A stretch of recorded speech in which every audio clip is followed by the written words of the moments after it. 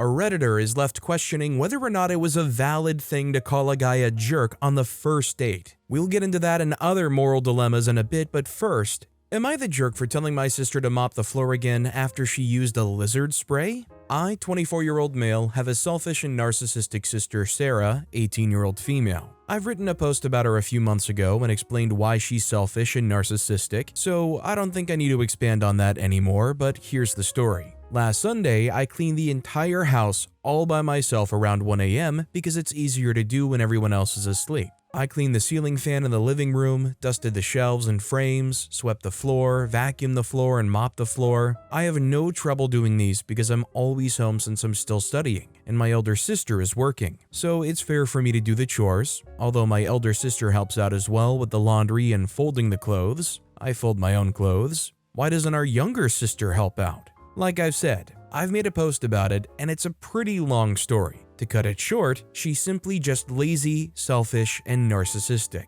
Today, Sarah saw a bug or whatever and used a lizard spray to unalive it. Lizard spray is more dense and oily compared to a mosquito spray. Why did she use a lizard spray when we have a mosquito spray? I honestly have no clue. So I told her to mop the floor since the floor is oily and I just cleaned the house a few days ago. To me, it's fair since she was the one who caused the mess and I was the one who cleaned the house. But she got defensive saying, "Why me? Why do I have to mop the floor?" Goes to show how narcissistic she is. I kept quiet and just gave her a look. She then got a wet tissue and wiped the floor instead of mopping it. Goes to show how lazy she is. Not only that, but she didn't even wipe it properly because the floor was still oily and the stain got worse because she used a wet tissue that's soapy. Goes to show how selfish she is. She then went to her room without a word. In the end, I had to mop the floor again because she made it worse. I didn't call her out because it's just useless when dealing with someone selfish like that. It's like talking to a wall. If I had called her out, all she would do is get mad, play victim, and start a fight with me, which I'm not interested in because it was 10 p.m. and also an unnecessary argument since I know I'm not in the wrong.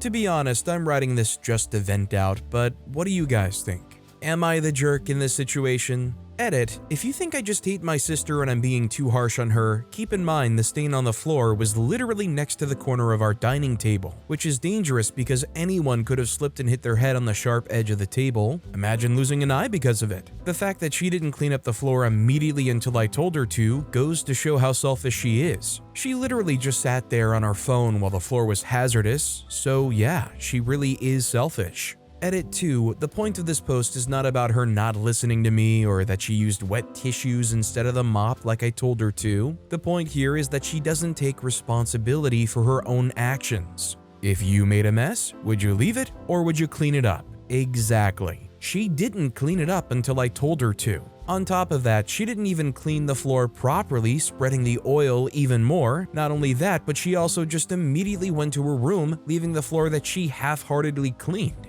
Also, like in the first edit, it is dangerous because the floor is slippery. What if one of us slipped and hit the corner of the table? The whole point is about her taking responsibility, not about this mop versus tissue that so many are bringing up. Edit 3, some of you are calling me the jerk. Okay, try putting yourself in my shoes. What would you do if you had just cleaned your house and then someone, either your family or friends, just made a mess? Would you just let it go? Or would you tell them to take responsibility? Majority of you would go for the latter, right? Okay. Now, how would you feel after telling them to clean up their mess, only for them to play victim and clean it up half-heartedly, causing you to clean it yourself in the end? Would you be delighted or would you be somewhat mad or disappointed? Ask yourself that question and see whether you will behave differently or the same as me. Keep in mind, deep inside I was mad, but I didn't say anything. Just as written in the post, I didn't call her out or anything. I just cleaned it up myself, made this post to vent out, and moved on. Edit 4, sure. Maybe I'm the jerk for the way I'm writing this, but that's not the point. The point is about her not taking responsibilities, so please,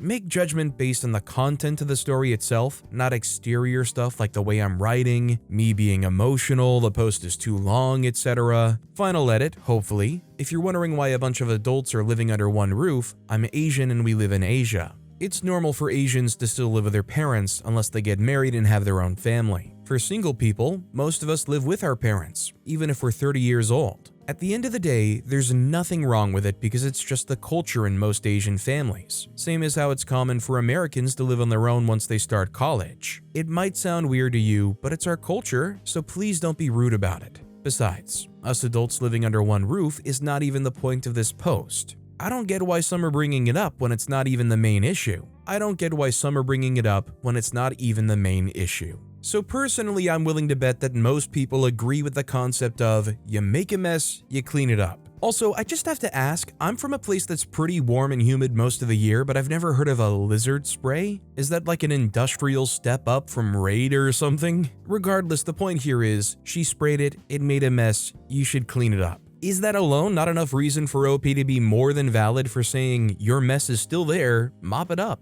If she's going to turn around and call you a bully or a jerk for doing that, can most of us agree that honestly maybe we should accept being a bully in that context? It's kind of like pushing people to be better versions of themselves and take care of their own messes. Also, hi, I'm Steven, and if you guys enjoy getting to decide whether or not these people are massive jerks, why not hit those like and subscribe buttons down below? That said, our next story is, am I the jerk for telling my dad off about a stupid cake? Recently, I'd baked a cake for my father since his birthday came up and I intended it to share it between him and me. Recently, I got mad at my brothers for something they did, so I really didn't want to give them any cake. I came home to see that a lot more of the cake had been eaten, so I asked my dad about it and he said he shared it with my brothers. I got irritated that he did that. Also, I told my brothers if they ate it, they owe me money. I am broke high school student, so I went to my brother's room and asked them for money, and they said denied responsibility for eating and said that it was okay because my dad gave it to them. I got angry at him because I told him that I didn't want them to have any of it. He said he wanted to repair the relationship between me and my brother by sharing something that I made. I don't think that it's his business to do that. He didn't seem to understand, so I kind of told him off about the cake and how it hurt my feelings. He still did not care. He felt like it was something useless to even talk about. Am I the jerk for telling him off about the cake I made? Also, for reference, every single time I get mad or tell him off, he just says, "I'm sorry that you got offended," and never owns up to his action. Edit, this wasn't his birthday, it was 3 days after. Mom forgot to bake a cake because she'd been busy with extended family passing. I also told my dad before I even baked the cake that they can't have it. Yes, I wanted it to be a moment between me and my father, and no, it wasn't a petty reason why I'm not letting my brothers have it. So the problem here is OP baked the cake for the dad and then gave it to the dad, right? And the dad shared it as they see fit. And it kind of seems like this situation is between OP and their brothers and doesn't actually involve the dad and doesn't really relate to him needing to have some kind of bias about things. At least that's the way it seems to me with the way OP's described the situation. I just don't think it's fair in a situation where even where it's a cake, where it's kind of meant to be a social thing you share with people, to get upset at the person you gave the thing to for wanting to or going ahead with sharing it with someone else. Just by Llama commented, I sympathize with OP here, wanting a special moment with dad. However, they got to learn the hard lesson that once you give something to someone else, it is for them to decide what to do with, even if they give it back to you. Thanks, Aunt Sally. Our next story is, am I the jerk for messing with my classmates' computer after I saw them playing games, but it turns out it was their presentation? I'm in a computer system servicing class, and we have a rule where we're not supposed to be playing games on the computers during class time. I was assigned a computer with administrator privileges so I can monitor the other computers in the lab. One day, I noticed that my classmate was playing a game on their computer. Since we're not supposed to be doing that, I decided to check on it using my admin privileges to confirm if they were actually playing a game or if I was just imagining it. When I checked, I saw that they were indeed playing a game, so I decided to mess with their computer to let them know they were breaking the rule. I didn't delete anything or do anything too extreme, but I did interfere with their work. Afterward, my classmate reacted to what I did, but they didn't say anything specific. They didn't seem upset or anything, so I figured it wasn't a big deal. I thought maybe they were just brushing it off. Later, I told the teacher that my classmate was playing a game on their computer. The teacher responded by saying that they were actually looking at their presentation. That's when I realized that what I thought was a game was actually part of their presentation. At that point, I felt really guilty because I'd messed with something that was important to them, and I didn't even realize it at the time. I know I was trying to follow the class rules, but I feel like I might have overstepped. I didn't mean to mess up their presentation, but I still feel bad about it. Am I the jerk for messing with their computer even though I thought they were playing games? Even though they didn't say anything negative, I still feel like the jerk. I'm curious if you guys will agree with me, but here's why I think OP is the jerk. Is it protocol to mess with their computer as OP describes? OP wrote, "So I decided to mess with their computer to let them know they were breaking the rule." Wouldn't it normally be the expectation in a situation like this to have the screen freeze and somebody writes like, "Please stay on topic" or something? I kind of feel like OP was purposefully ambiguous here. I just messed with their computer a little bit is all. At least with OP posting this, they obviously feel some form of remorse. Our next story is, am I the jerk for attempting to change the volume on a stranger's phone? Some guy was playing loud videos on his phone. I asked him to use earphones. He mumbled something that seemed to acknowledge me, but it was still loud a while later. So I tried to reach for the phone to turn the volume down, but he shouted at me. I'm not sure if he understood me at first, as his friend said something to him mentioning the word volume. Was it wrong of me to do this? Edit, I forgot to mention and people are asking, I was on the train. Yes, I could have moved, but I didn't feel that I should have had to. Also, he clearly was annoying others in the carriage as they were giving him dirty looks too.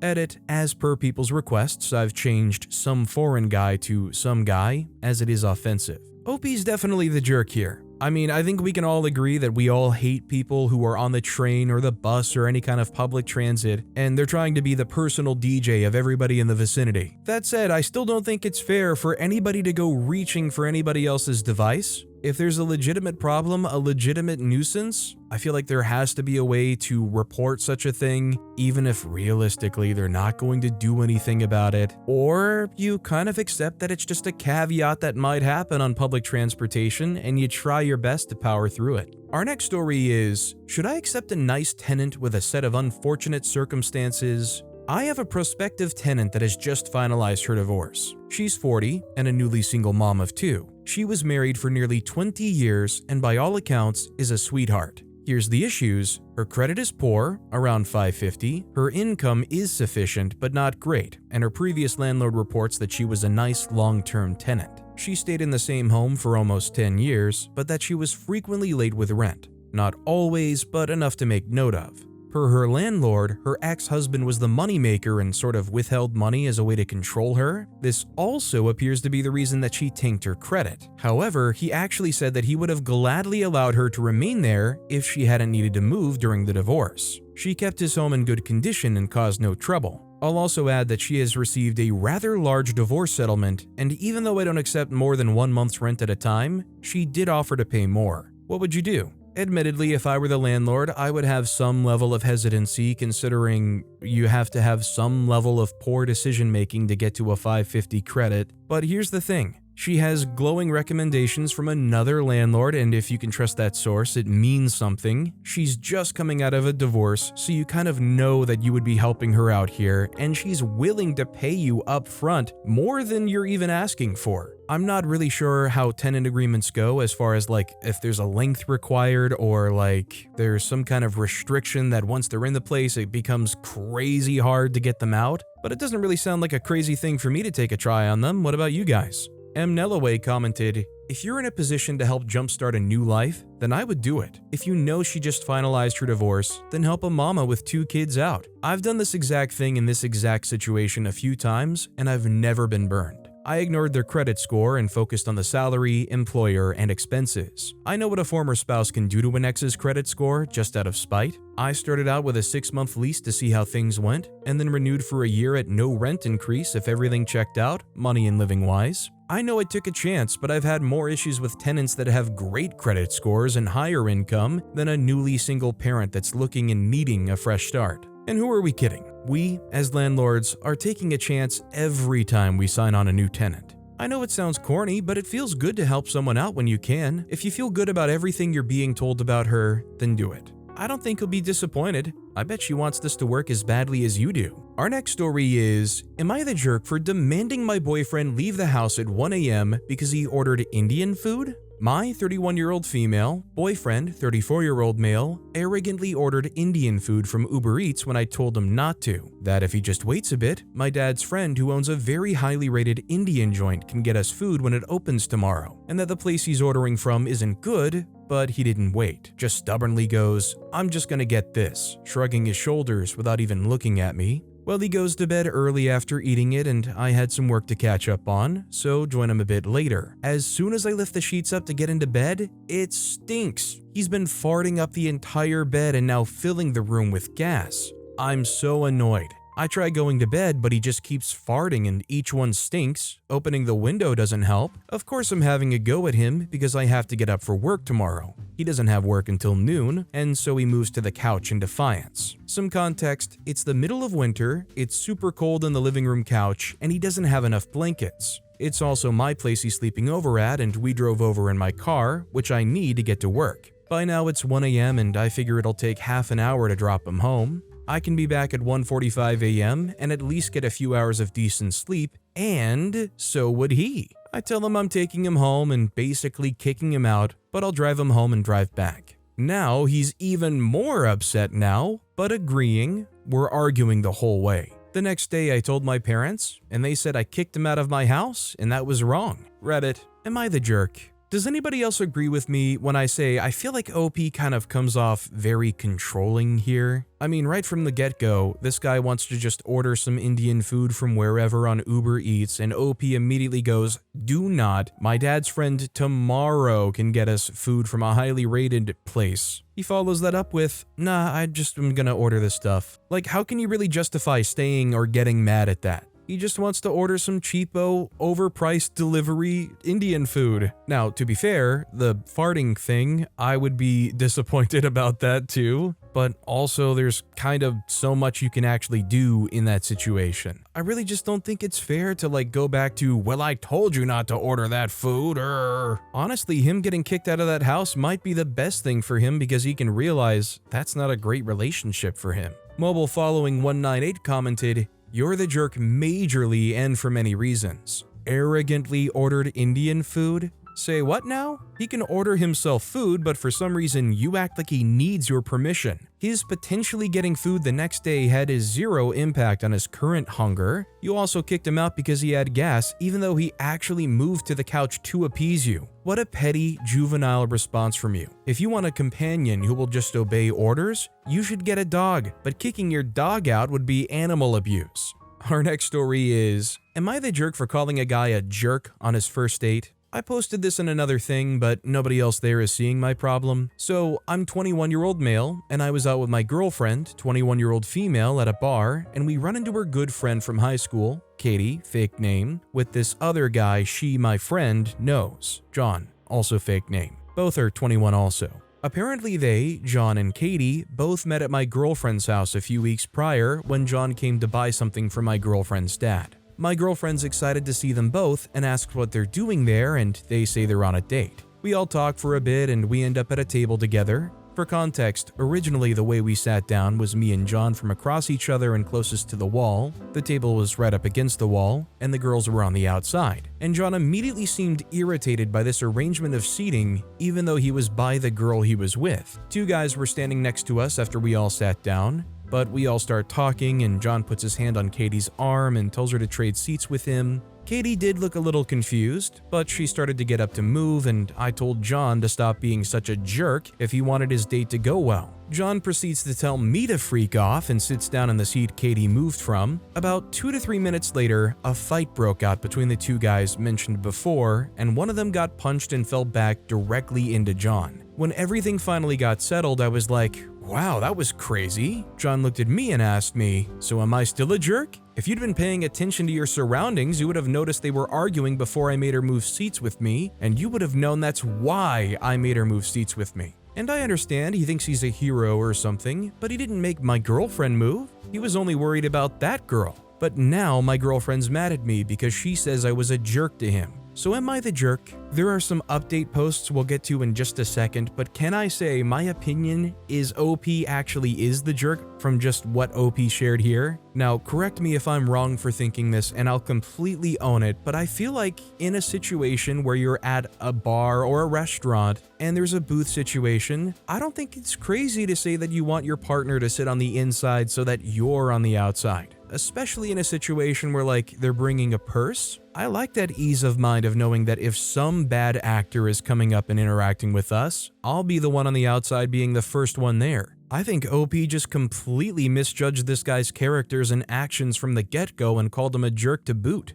That said, the next post, update, am I the jerk for calling a guy a jerk on his first date? 3 days after the problem at the bar, I was going to work and my girlfriend asked me to stop by Katie's and get something she had borrowed and said Katie knew I was coming by. I get to Katie's apartment and when I go to open the door, it's locked, which it's never been before when my girlfriend and I have gone there. We live in a small town. This isn't unusual to leave your door unlocked, especially during the day. So I ring the doorbell and who answers the door? John. I asked him what he was doing there and he gave me this stupid smirk and said, I've been here for 3 days. Besides work, what are you doing here? I told him I needed to talk to Katie. He called for Katie, who was, I guess, in the bedroom, and she comes out and brings me what my girlfriend needed. I asked her why the door was locked, and John, who was still in the room for some reason, decided to pipe up and say, because I told her she needed to lock it so people don't just try to walk into her apartment like you just tried to do. Katie has never locked that door, or at least if she has, it's not when she knows someone's coming to her house. I told him what Katie does in her own home isn't his business. If he's that worried, he can leave, and he just laughed at me. So once again, he's trying to control Katie, and this time it's in her own house where he has no say. I asked Katie to step outside with me, and she did, and I asked her if she felt safe, and she said she felt safer than she's ever been, but she rolled her eyes when she said it. I left and called my girlfriend to tell her about all this, and she got mad at me again and told me to leave John and Katie alone, but I'm really concerned about Katie's safety. My girlfriend hasn't heard from her in a few days now. I've tried texting her also, but my messages to her won't deliver. So with this update, maybe it becomes a little bit more apparent that there is some controlling behavior going on, but based on Katie's reaction, I'm not sure if you can be sure that this is some serious situation you need to save them from, or if it's just annoyance being expressed. That said, it feels like OP's trying a bit hard here. But don't worry, update, am I the jerk for calling a guy a jerk on his first date? New update, some comments told me to reach out to Katie when I knew John wasn't around, which became hard to do because he was there every day. I passed by her house on the way to work, and I can see his car there. But I did manage to stop by 3 times and try to talk to Katie. Katie kept acting nervous when she opened the door, and even more so when I asked her about John. I kept asking her if she felt safe and she kept saying yes, but really quickly and would close the door immediately. I tried to talk about this with my now ex-girlfriend, but she got mad and broke up with me. I stopped by Katie's house that same day, and Katie's neighbor said that she had moved out. I asked her where she went, and the neighbor told me that she thinks she's staying with that nice boy who's been staying here. So I guess John managed to convince Katie to cut off all of her friends and move in with him. I don't know where John lives, so I have no way of knowing if Katie is safe or not at this point. Their relationship has moved at lightning speed for no reason other than John wants to have her under his complete control. I'm not sure what to do at this point. I just hope Katie's okay. So, either Katie's been utterly brainwashed, abducted, and controlled, or OP needs to just have a long, hard look in the mirror and have a very big realization about what just went down here. Like Bitter Almonds commented, or he gave her a safe, unknown space from someone who was stalking her, leave her alone. Even if it is a controlling relationship, doesn't seem to be, seems protective, defensive, and warranted, you can't make someone leave. You're not the nice guy here. Our next story is eyelashes. We have a new associate, one who's not only newly licensed, but new to the workforce. KJD, as they say. She wears those excessively large false eyelashes. I get that they may be in style currently for some groups, but they look ridiculous and I can't take her seriously. Have I reached get off my lawn age? Edit, holy moly. On the one hand, I'm glad that so many of you are taking some time off to peruse mindless, entertaining content, but on the other hand, what a hot button topic I unleashed. Let me rephrase my question to clarify the intent of my inquiry. Surely we can agree that there are some choices we can make in how we present ourselves that fall outside of what is considered professional dress. Surely we can agree that as attorneys, we are considered professionals. So, do you think these excessively long false eyelashes fall within what should be considered professional dress? If so, what is something you feel falls on the other side of the dividing line? So, if it was a profession like a lawyer and I see somebody with these excessively long false eyelashes, I'm not gonna lie, I'll probably think to myself, that's probably not the most professional look. but does it actually affect anything? Are you going to be held in contempt of court because he showed up with longer eyelashes than usual? Could the eyelashes cause some unbiased, unvoiced difficulties in getting hired or getting clientele? Maybe, but ultimately it's not going to stop them from doing their job, and it's not like they're showing up to court in a clown suit, right? Hefty fine there, folks commented. We had this law student working at the office who wore some very, very loud shirts with equally loud ties that clashed with said shirts in a bad way. He otherwise dressed well and was neat. My fashionable female employer asked me to say something to him about it. I said okay, knowing I never would. I never said anything and it never came up again. I'm not the fashion police. Our next story is Cebu Trip Report. I'm a 22-year-old guy from Scotland and I arrived in Cebu a week ago for the first time. I was excited to explore the city and meet a traditional Filipina girl. The first few days were amazing, going on dates and exploring the city, but I noticed that Filipino guys would give me a lot of attitude and were aggressive towards me. I was walking around when I met this Filipina at a coffee shop and got her number. We arranged a date and we went to Jollibee. Afterward, we went back to my condo and we hooked up. We continued talking and then these two Filipino guys walked in and robbed the place. I tried to stop them, but they beat me up and the girl ran off. After this incident, I called the police, but they were of no help. 2 days later, I got mugged on my way back from a night of partying uptown. Yet again, the police were of no help, even though I lost my iPhone and 10,000 pesos in cash. I want to warn every guy who wants to visit Cebu to be careful, as it's very dangerous. I've spoken to other foreigners while here, and they've shared similar experiences. I think it's safer to search for traditional women in other places and not dangerous places like Cebu. So I think this story was shared to an Am I the Jerk-esque circle because it's glaringly obvious OP went out and did all the wrong things, made all the wrong assumptions about this place, and are warning the public about their failures as a person. I went looking for nothing but women in a completely foreign place, immediately found one that will go back to my place and sleep with me, and then these guys just come bust down my door and rob me. It's crazy. Like as if OP didn't fall into the exact tourist pitfall that they were hoping that OP would fall into. Shoot, once OP got robbed, maybe they already had a target on their back monitoring them for the next time they got mugged. Like, if I was dumb enough to make the same mistakes OP did, you wouldn't even be able to get that out of me. I wouldn't admit that. I'd be chalking it up to I can't trust myself in a foreign country and get the heck out of there. Our next story is, my 26-year-old male girlfriend, 23-year-old female, is upset I did karaoke with my ex, 27-year-old female. How can I reassure her of my feelings? Last night, my girlfriend we'll call Rose and I went out. We ended up running into my ex who we'll call Ari. I made small talk and casually chatted with her. We went to our seat and the conversation ended. Rose tells me she's going to the bathroom and tells me what she wants to drink. When Rose was in the bathroom, Ari comes and dares me to sing We Belong Together by Mariah Carey and dedicate it to her, and then we can sing Promiscuous by Nelly for old time's sake. It was karaoke night at the restaurant I'm in. A little about me, I take dares extremely serious and agreed. So I took Ari up on her offer. Now another important fact is Rose doesn't like doing karaoke, which is why I didn't do it with her. Rose came out of the bathroom to Ari and I singing, and I suppose she wasn't happy. When I got back to the table, she asked me, "What was that?" I explained to her that it was nothing. We ate a bit and then Ari and I got called up to do Promiscuous, and on the middle of it, Rose left. After I finished the song, I saw a text from Rose and it said, "I'm in the car, feel free to come when you've had enough fun with your ex." I started to realize she was upset, so I paid for my stuff, told Ari we'll catch up later. I get in the car and Rose is crying. She says that was embarrassing how we were all over each other. I reassured her that it was just for the performance, that she's overthinking. She asked if I want Ari. I told her no. When we got home, she slept in the other room. We're now both at work and her responses are just dry. She told me that was inappropriate that I would do that, and now she's scared that I want Ari back. Honestly guys, I don't want Ari back.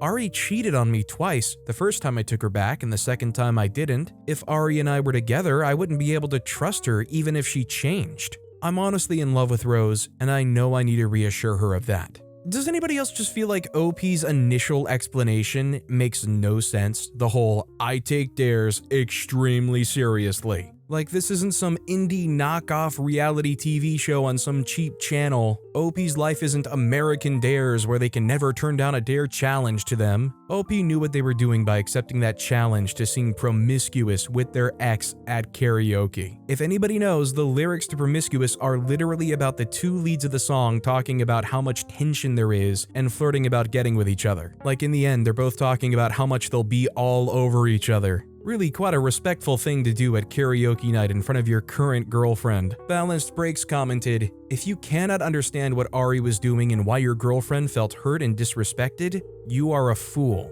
Ari intentionally approached you as soon as your girlfriend left the table because she knew what she was daring you to do would be disrespectful to your girl. Not only did she pick a love song for you to dedicate to her, not your girlfriend, but you both sang, and it sounds like danced inappropriately with each other to a song about you both wanting to have hooked up with each other. I hope you're now single and your girlfriend moves on to someone who shows her genuine respect, especially when he's dared by an ex trying to cause problems." Razzle Dazzle 626 puts it maybe a little bit more concise and better, commenting, "Well, enjoy being single." But with that being said, that's all the time we have for today. Now, if you want to hear another absolutely crazy story of somebody trying to figure out if they're a massive jerk, check out that video on the left. Or if you missed my latest video, check out that video on the right. That said, I'll see you all next time with some more stories.